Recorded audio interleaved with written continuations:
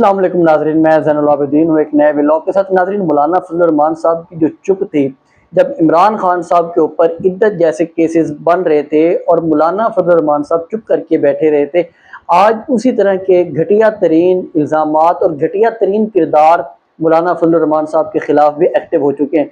देखिए, मौलाना फजल रहमान साहब जो हैं वो एक आलिम दीन है और उन्होंने हमेशा अपने जो सियासत को जो इस्तेमाल किया है वो दीन के लिए और दीन को इस्तेमाल किया है सियासत के लिए। और वो जब भी कोई बात होती है वो अपना मौलाना वाला आगे रूप लेके आ जाते हैं जो उनके ऊपर अटैक किया जाए, और जब उनका दिल करे वो सियासी रूप अपना लेते हैं। तो इस वजह से वो हमेशा अपनी वैल्यू बढ़ाने में या अपनी कीमत लगवाने में बड़े मशहूर हैं कि मौलाना फजल रहमान साहब हमेशा अपनी कीमत बढ़ाने के लिए बातें करते हैं, जो भी एस्टेब्लिशमेंट के खिलाफ बातें करते हैं।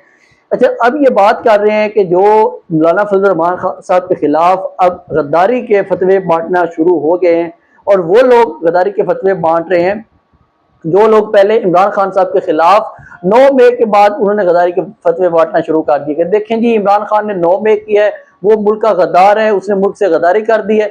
अब वही किरदार जो थे वो सारे एक्टिव हो गए हैं मौलाना के खिलाफ। अब मौलाना के खिलाफ जो नई लॉन्चिंग हुई है वो ऐशा गुल अली की है। ऐशा गुल अली का जो बदतरीन किरदार है, जो घटिया किरदार है, उसके हवाले से सब लोग जानते हैं आप लोग कि वो किस तरह पीटीआई से वापसी गई, वो उसने कितने घटिया तरीन और गलीज तरीन इल्ज़ाम लगाए थे इमरान खान के ऊपर, जिनमें से वो कुछ भी साबित नहीं कर सकी थी।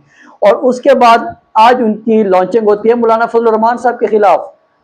हद देख लें यहाँ पे, और उनको लॉन्च कौन कर सकते हैं सबको पता है, क्योंकि वो जो ऐशा गुल अली है, जब इमरान खान के खिलाफ उसने एक अपनी पूरी कंपेन शुरू की थी, उसके बाद आज तक वो बिल्कुल गायब है। वो अपनी एक पार्टी बना के आ गई थी कि मैं पीटीआई हूँ, सारा कुछ उन्होंने कर लिया जो हमारे हैंडलर करवाते होते हैं हमेशा से।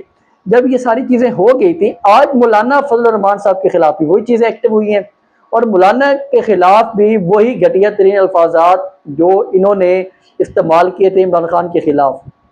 देखिए, यहाँ पे जो पूरे सिस्टम को कंट्रोल करते हैं ना, वो ऐसा ऐसा सारों के ऊपर उसी तरह ही आते हैं। वो कोई भी किसी को नहीं छोड़ते।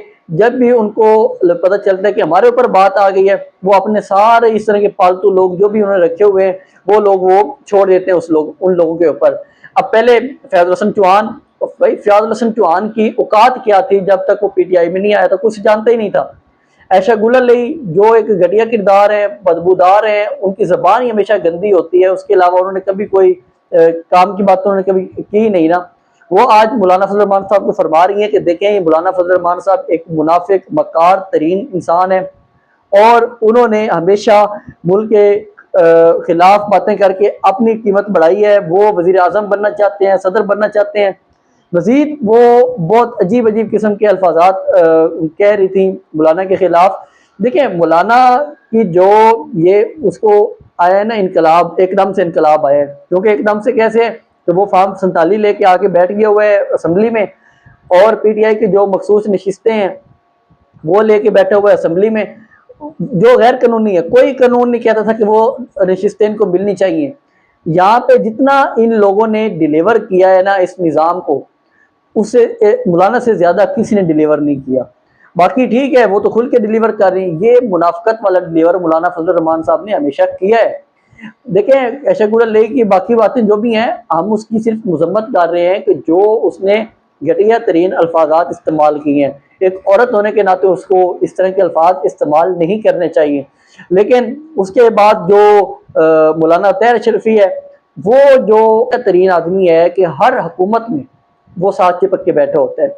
जो भी हुकूमत आती है वो उसके अंदर घुस जाता है। वो एक्चुअली हुकूमत का कोई लेना देना नहीं है उससे। एक उसका सऊदीया से लिंक है, क्योंकि पाकिस्तानी हमेशा जो हुकूमत है ये सऊदीया के मोहताज रही है। उनसे ये पैसे लेंगे, उनसे पैसे लेके ये तेल लेंगे, उनसे तेल उधार ले लेंगे, उन्हें कहेंगे कि आप इन्वेस्टमेंट कर दें। तो खुद तो इन्होंने करना कुछ नहीं है, खुद इन्होंने जो पाकिस्तान में बैठे हुए इन्होंने हड़प करना है सारा कुछ ही। यहाँ पे जो मौलाना तैर अशरफी है, इसको सिर्फ उन लोगों ने काबू किया हुआ है। उन लोगों का ये नुमाइंदा बन के हर हुकूमत में बैठा होता है। जब इमरान खान की हुकूमत थी तो ये इमरान खान की तारीफें करता हुआ नहीं थकता था, और आज इमरान खान जेल में है तो इसको इमरान खान साहब से बड़ा गद्दार नजर कोई नहीं आता। और अब वो मौलाना के खिलाफ भी शुरू हो गया गद्दारी का फतवा देने के। देखें आप अपने 10 बंदे भेज दें, मैं आपको अरबों रुपये देता हूँ, जहाद के लिए चले जाएं, इस तरह कर लें, उस तरह कर लें। मौलाना फजल रहमान साहब का जो इनकलाब है ये बड़ी जल्दी निकलने वाला है।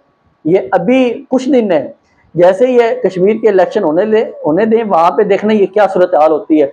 जो इनका अलाई है पीपल्स पार्टी बिलावल भुट्टो, ये उनकी गेम है कि बिलावल भुट्टो बनेगा अच्छा बच्चा, वो अच्छा बच्चा बन के वहां पे उनके साथ बातें करेगा एक्शन कमेटी के साथ, और मौलाना एंटी एस्टेब्लिशमेंट बन के ये उभरेगा कि देखें ये तो बहुत एंटी एस्टेब्लिशमेंट है।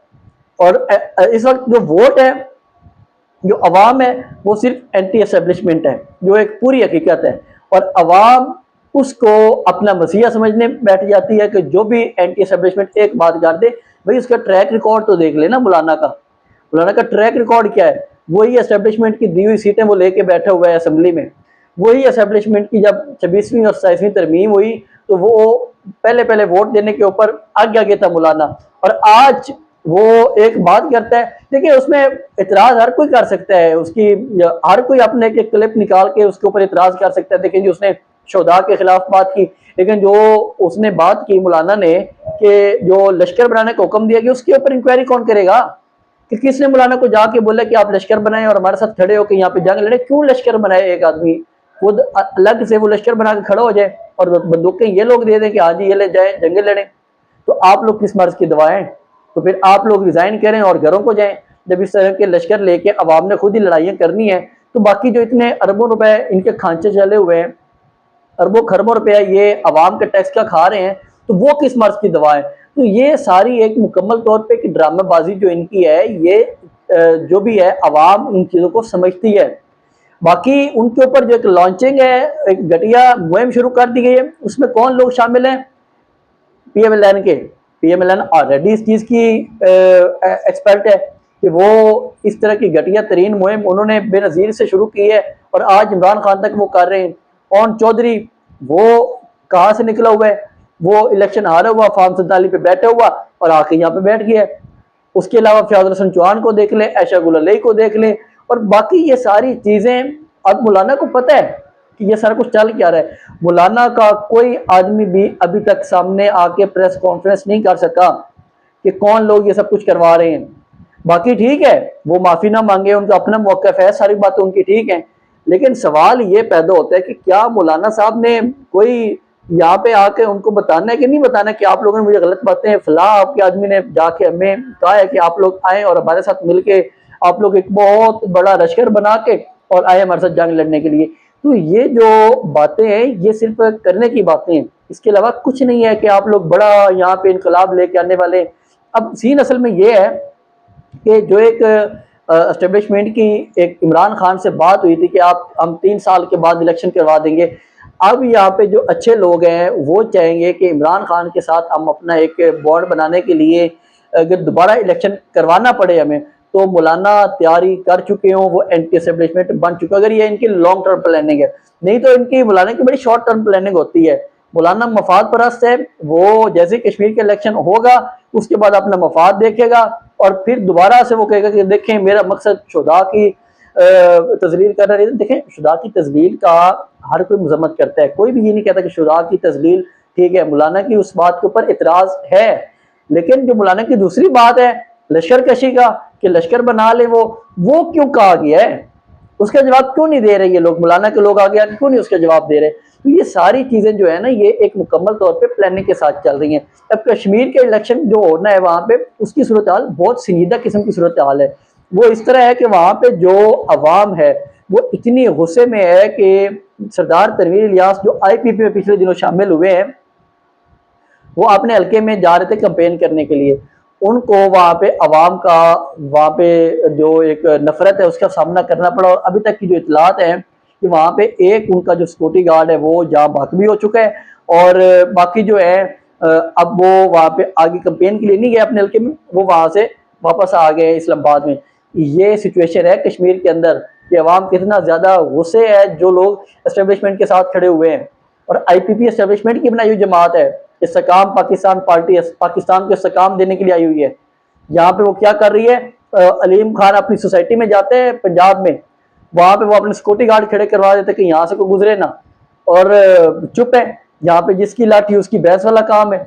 तो स्टैब्लिशमेंट से इतनी ज़्यादा आवाम इस वक्त मुतनफ़र इसी वजह से है क्योंकि इनकी पॉलिसियाँ गलत हैं। और दूसरी चीज़ जो है कि अवाम इमरान खान के साथ है और इमरान खान एंटी स्टैब्लिशमेंट वाला बयानिया लेके बैठे हुए हैं और मौलाना वही बयानिया कैच करने के लिए, क्योंकि अभी तक जो पीटीआई की अभी की लीडरशिप है वो मुकम्मल तौर पर हो चुकी है कंप्रोमाइज़, और मौलाना को एक खुला ग्राउंड मिला हुआ है, वो इनके ऊपर बात करे और आगे आ जाए कि देखें मैं तो अवाम की जो नुमाइंदगी है मैं करने के लिए आया हूँ, पीटीआई तो बिल्कुल अवाम की नुमाइंदगी नहीं कर रही, पीटीआई तो इलेक्शन का जो है कश्मीर का उसका ऑलरेडी बाइकाट कर चुकी हुई है।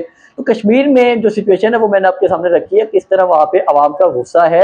और मजीद जो ये हमारी जो हुकूमत है ये काम क्या करने जा रही है, ये अभी जो इतलात आ रही हैं ये 40 रुपए डीजल और 10 रुपए पेट्रोल को फिर बढ़ाने जा रही है।